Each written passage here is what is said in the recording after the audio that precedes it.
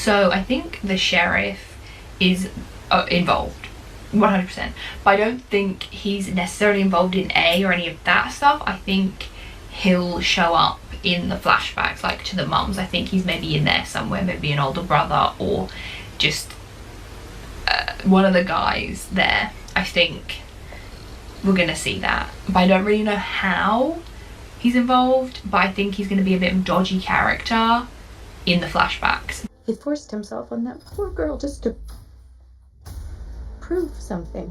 Her name was Angela. Mom.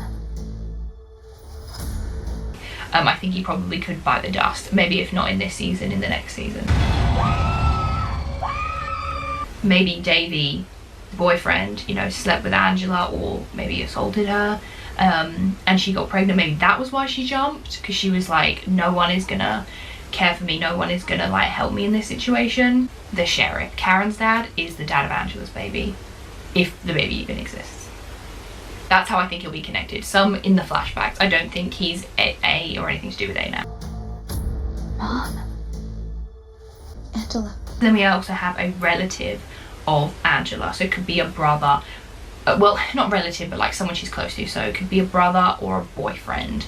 You know, maybe her death traumatized them, so whoever it is, so much that they kind of went somewhere like Radley, or maybe even spent time at Radley, like did a brief stint at Radley before obviously it became a hotel. Because I don't necessarily think that the A that we see, the like Leatherface A, is Uber A, like Uber A or whatever. I think there's like a mastermind A that's kind of controlling everything, obviously with like the text and everything, and then we have Leatherface A who's doing more of the grunt work. Her mother, Rose, they took her away to an asylum, the Radley Sanitarium. In Rosewood. Are you Angela's brother? He is. His name is Archie. Chip and Tabby had this kind of sweet interaction on the steps and stuff, but his "do you want to get out of here?" I don't know. I feel like Chip's really sweet and I really liked him. I said that in my video before, but I don't know now. Now I'm starting to get a little suspicious because I feel like Greg and Tyler, you know, they're very bait about making them dickheads, you know. They're very bait about the fact that these people are not to be trusted, whereas Chip seems like the good guy, but maybe, you know, like maybe he's the one who did assault Tabby, and I kind of hope not, because obviously, you know, like that would be heartbreaking for Tabby to find out, but I think it also would be, you know, a big kind of message about that people that do these things aren't always the people who are so, you know, obvious, I suppose. You know, they say that like about, I feel like one of the most classic examples is like Ted Bundy, right? Like, he was very charismatic, very in all this, yada yada yada, all that crap, but he was a killer. Like, I think a lot of times, you know, it can be people that you don't expect, you know, people that are just in your uni or at school or like in the workplace. So I wouldn't be surprised if they take it in that direction with Chip, but I do think it would be a shame because Tabby obviously sees him as a really good friend, and that would be really heartbreaking for her to realise and to figure out. I think whenever she finds out who it was, it's going to be sad and just awful, but for it to be like her best friend is going to be absolutely gut-wrenching. Tabby and Imogen, I think, could have been assaulted by the same guy. I think, unfortunately, Chip is a contender for the person that attacked Tabby, but I don't know, him and Imogen doesn't really make any sense to me. Like, unless Imogen is in the same boat as Tabby and not knowing who it was, you know, then that would make sense of him being the father. I don't know who it was either. I saw you walking home. You were a mess, Tabby.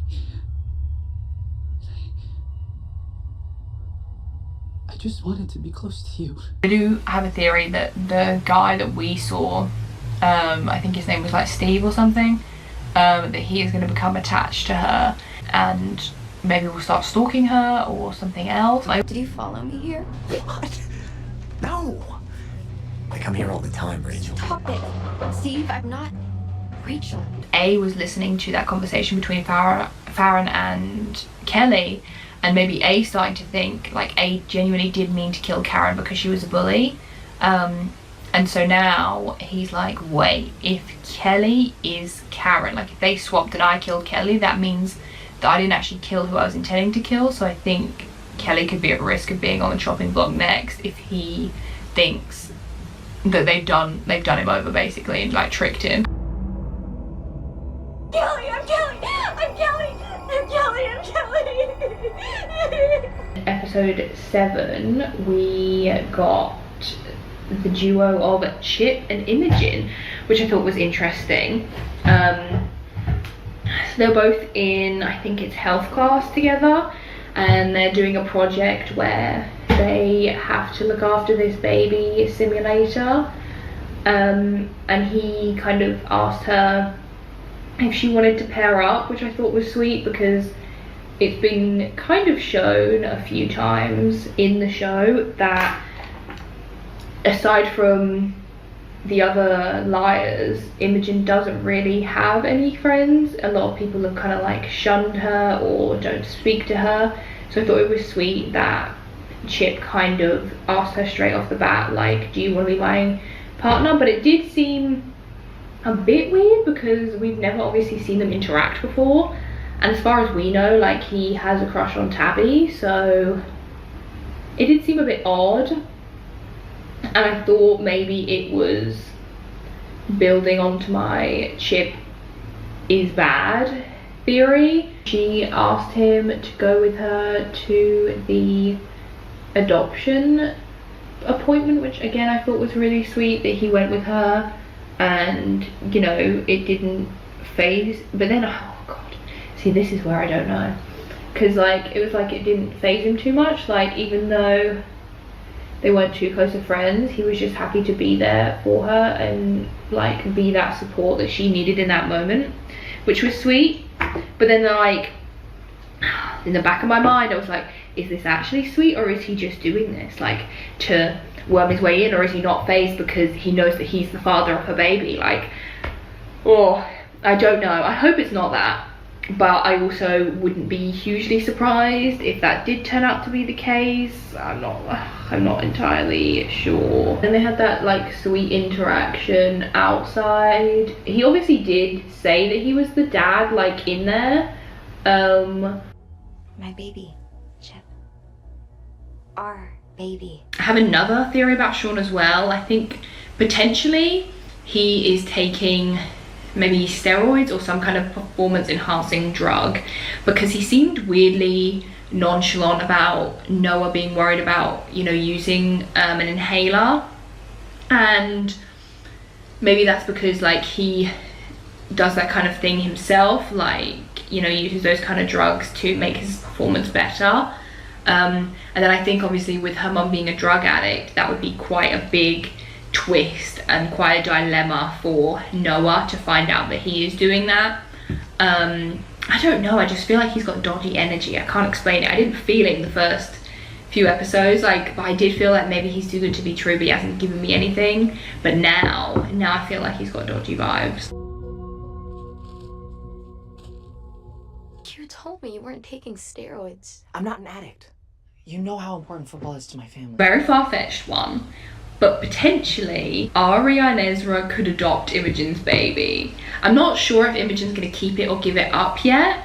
I feel like usually in these kind of situations, whenever it's a teen show, they always seem to give up the baby or unfortunately lose it. Like, that kind of seems to be the route, because I think maybe they don't like writing. Babies are kind of, this sounds awful, but babies are kind of a hassle on like a TV set because they can only work very minimal hours, so you have to use like dolls and other things instead. And I guess kind of writing this mystery around that, the kind of more basic life things that you like that Imogen would have to do, like obviously feeding her baby and looking after her baby, you know, babies are not easy, and writing that into a story about high school and about like a kind of murder mystery and this kind of spooky thing, maybe that is just not really the kind of path they want to go down. I wouldn't be surprised if they don't. Like in 90210, you know, Adriana gave up her baby. But I think if she does give it up for adoption, obviously we know that Ari and Ezra can't have kids, and they already have one kid. That was confirmed in The Perfectionist, that they adopted a girl called Catherine Ella. So, well, not in The Perfectionist, I think it was like in texts. Like, it was just, maybe I'll make a video one day on that shambles, but anyway. So maybe they're looking to adopt a second baby. They've been wanting to have a baby for a while. I think they're both writers, and one owns a bookshop. Their names are Ari and Ezra. In the flashback, when Rose went into the school, the teacher that stopped her, I think, is a younger version of the principal we have now. I don't have any kind of thing else to go on other than that, so maybe he is more involved. Maybe he, you know, stopped her and then spoke to her and started to feel bad for her and feel bad for Angela, and maybe she's roped him in and they're like a little bit of a duo in this A team. Not really sure. And it would kind of make sense because A's lair seems to be at the school and he's the principal. So that's just a bit of a random one. Principal Clanton? Yes, Your poor Angela? that's right. My daughter. And Archie here is my son.